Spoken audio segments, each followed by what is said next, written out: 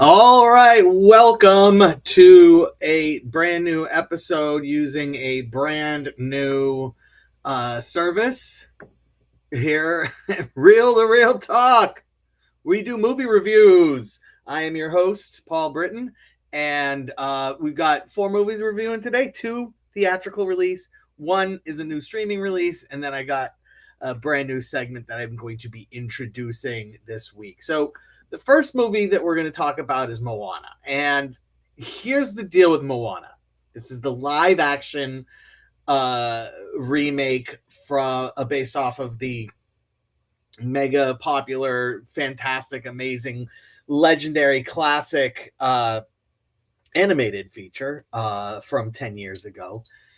And I don't need to talk about the plot of Moana because if you're even remotely interested in this, you've seen the animated version, and what this is just a retelling of the animated version, and it's almost a shot for shot. I mean, there are little things added and there are minor differences, absolutely nothing added or different to distinguish it in any way. And you the question then becomes, why? What are we doing? And does it matter?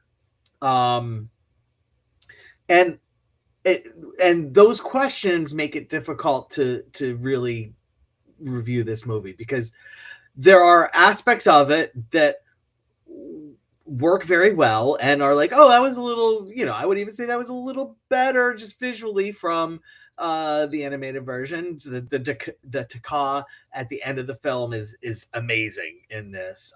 It's huge, and it's just the scope of Taka, the lava beast, and the and the and just how it almost feels like you can feel how hot it is. um and that was a huge step up. Not that the original is bad in that regard. I really liked the Maui "You're Welcome" song sequence. I think the vocal performance in the original is better, but the visuals in this one were a lot of fun. I like the way they did it. um but then there were things that just were terrible, like Hey Hey the chicken and Pua the pig are just really bad CGI. Like, just and they're going for cartoony CGI, but it just ends up being bad. And you have The Rock, where you see his face and he looks fine, but he's The Rock, and it's more fun when The Rock is giving the voice to this character that doesn't look like The Rock but sounds like The Rock, and that's fun. And but now it's just The Rock, and it's okay. Um, uh, but the story is fantastic. It's a fantastic story. The songs are amazing because all of the songs are amazing in Moana.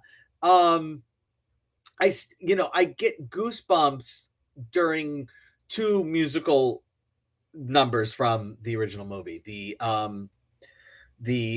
sequence where Moana's singing about, her folks are singing to her, and she's singing about, I got to stay in my town, like, I got to stay on my island. I love that sequence, and I really enjoyed seeing the villagers dancing in real life. I really enjoyed that, and I thought that was kind of moving. And the song where Moana talks about the ocean calling to her, it's just every time I just get just so choked up and goosebumpy, and that was no different here. No different here. I get really, really emotionally involved in that, and it still worked. And both of those scenes still worked, and everybody does a good job. Even The Rock, as much as he can, and then the Moana live action is fine. It's just like the original Moana movie is a 5-star movie. It's a 5 taco movie. It's 5 tacos plus guac movie. It is just an absolutely perfection animated movie. And this isn't that. It's not if they never had the anime, so the problem becomes, how do I rate this movie? Do I rate it in comparison to the original, and with a consideration of, was this necessary? Which has nothing to do with the movie itself, and isn't meeting the movie on its terms, and rating the movie on its merits. It's just saying, oh, well, I prefer the animated, which, not a spoiler alert, I 100% prefer the animated. Um, and then we're stuck with wondering, if you give it a rating and try to rate it in a vacuum, where does it land? And it's difficult because the songs are so good and the story is really fantastic.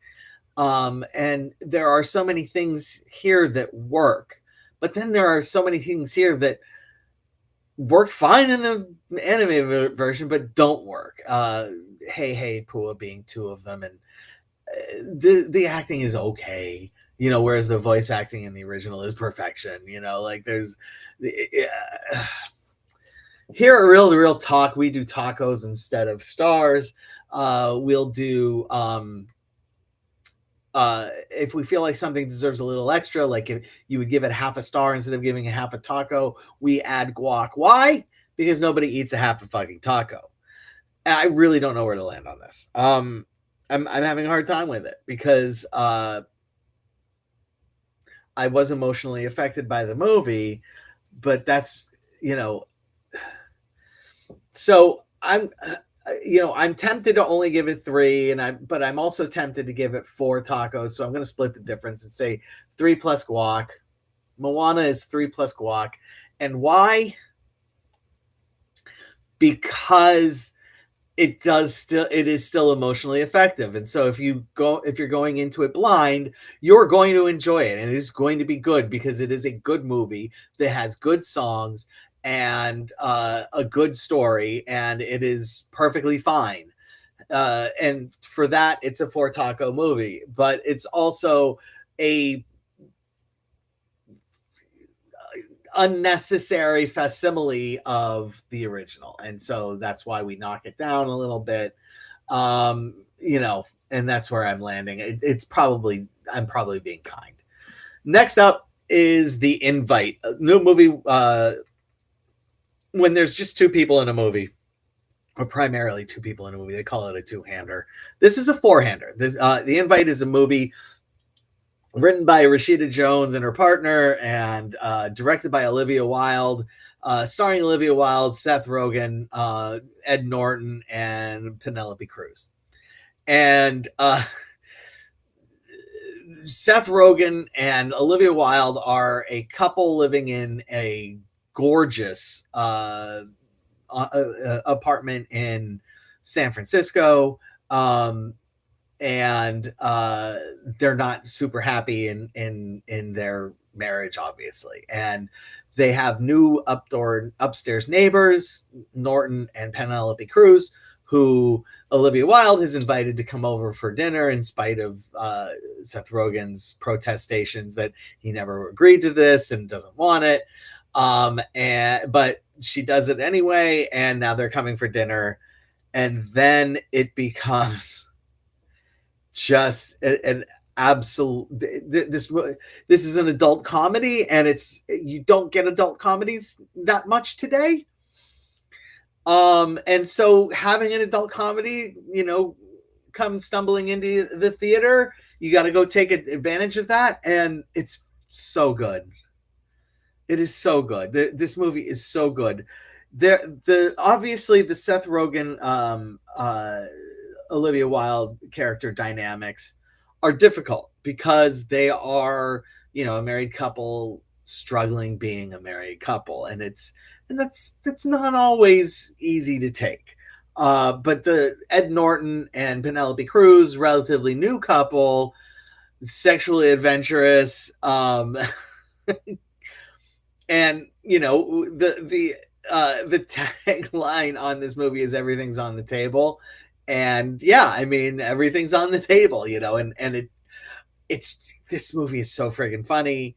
It it explores security in a relationship. It explores the exploration of being an adult and what it's like to have agency within a relationship, and comfortable enough in a relationship to explore different things that may not necessarily be the societal norms, and just and it's so funny. It is so genuinely funny. And there's so Ed Norton is a former firefighter, and Penelope Cruz is uh, a a therapist that specializes in sexual therapy. Olivia Wilde is a stay-at-home mom, and Seth Rogen is an instructor at a conservancy, but formerly had a band which had one hit in the mid '90s that just never, but was never able to parlay that into a lifetime of success in music outside of being a teacher. And so Olivia Wilde and Seth Rogen are so miserable, and Ed Norton and Penelope Cruz appear to be the personification of not being miserable. And then we find out that actually no, they have difficulties too, and and that should, it follows. The movie is original in some of what it's presenting, but also knows where it comes from and understands some of the tropes that make these dynamics work, and it accepts those into the fold of a really overall just original, interesting concept. And I mean, just go find this movie. This is four tacos plus guac. The uncomfortableness gets really uncomfortable at times, and I just don't like when people are mean to each other, especially if you're in a relationship. Don't be mean to each other. And I feel like there are times when Seth Rogen and Olivia Wilde are a little mean to each other. And I feel like you have a perfectly fine and funny and wonderful and fascinating movie without getting mean with each other. And it's but it's so good. It has to be seen. And my next movie is Enola Holmes. Let me hide that. Sorry about that. Enola Holmes 3, now on Netflix. This is Millie Bobby Brown as Enola Holmes. This is former Superman as Sherlock Holmes. And I really liked the first two. I like them. I feel like I like them a lot, and I meant to. I meant to check check what I rated them, but I'm locked out of Letterboxd right now. I remember liking them a lot, and I am partial to Sherlock Holmes stories, and the genre just really works for me. Um, and I This one just really feels like they didn't necessarily have a solid idea, but they also felt like they needed to kind of make a new one, is what this one ultimately feels like. It's still good. It's still good, but it doesn't, it at no point does it sort of elevate Millie Bobby Brown or the character to levels that are as fun as as I remember the first two being. The mystery feels thin. I'm not going to reveal anything about it, but it's a Holmes story, so you could probably just piece together 80% of what the situation is. Um, I I'm giving it 2 tacos plus guac. I want to go to 3 tacos. I just don't. I can't get there. I can't get there with it. it wasn't that interesting. It just wasn't. And if you wanted to tell me, no, it's Three Tacos, it's worth seeing again, I'll believe you. But for me, I just wasn't quite there. And lastly, we're going to do a new segment called "I Can't See Everything" because I can't. Uh, I when I do this show, I really try to stick to things that are being released, the immediacy of being released. And there are movies that I'm like, oh, I really want to see that, but they come out when there's like four other things being released that I want to see. I can't go to three movies every weekend. It's tough to go to two movies in the theater every weekend, and I prefer doing movies that are being released in the theater than just I tacked on Enola Holmes that was on Netflix, and I'll do a streamer if it's something that interests me, uh, but then I miss some theatrical releases, especially on smaller films that don't don't land in theaters for longer than a week or two. And so I'm gonna just start watching those as they hit the streamers and add it here to the I Can't See Everything segment. And this week it's Undertone, which is playing on HBO Max. Undertone is a story of a podcaster who's watching after her very, very, very on death's door, probably should be in hospice. Yeah, actually, I guess she technically is in hospice, but still at home, not under constant hospice care, but has a in-house house nurse visit every day. She's a podcaster watching her mom, and as a podcaster, she runs a podcast with a friend that sort of like delves into supernatural stuff, and the friend believes the supernatural stuff, and she is the skeptic, and so they look for you know how do we debunk this, or is there enough interesting evidence to suggest that some of the supernatural stuff is real. And they had done an episode off of based on a video, a YouTube, an online video that was kind of like The Ring, where like if you watch it, something bad will happen to you. And they watched that, and then as a result of watching that, they receive an email, and it has these weird 10 weird audio files on it. And so they do an episode. They're building an episode up by where they listen to all the audio files that came in in response to this episode that they did. And the episodes are following two people who have a baby, and they're having problems with weird things going on around the house. And tied in and amongst that is or references to a demon who is the demon of miscarriages and childhood illness, and she steals people's kids because she's jealous because she can't have kids of her own. It's just a straight up tonal horror movie that 100% worked on me. It was really fucking creepy. And it unfolds just perfectly, because with every video, each audio file they listen to, it just gets weirder and weirder and weirder, but expertly so. And it's Four Tacos. I wish I had seen this in the theater, because I feel like the audio is so important in this movie, and I would have really enjoyed that. But it's playing on HBO Max, and so you can watch it now too. That's what we got for you this week. Again, I am Paul Britton. This is Real Talk.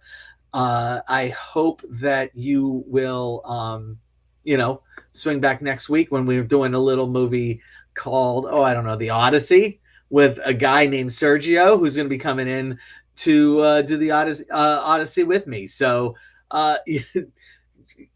it's good. We got a special time next week. It's going to be on Thursday rather than Tuesday, but it'll be worth the wait because Sergio will be there. So I'm so stoked about talking about the Odyssey. Go out and go see some movies. If you haven't ever seen Moana, go check out the live action. You'll enjoy it.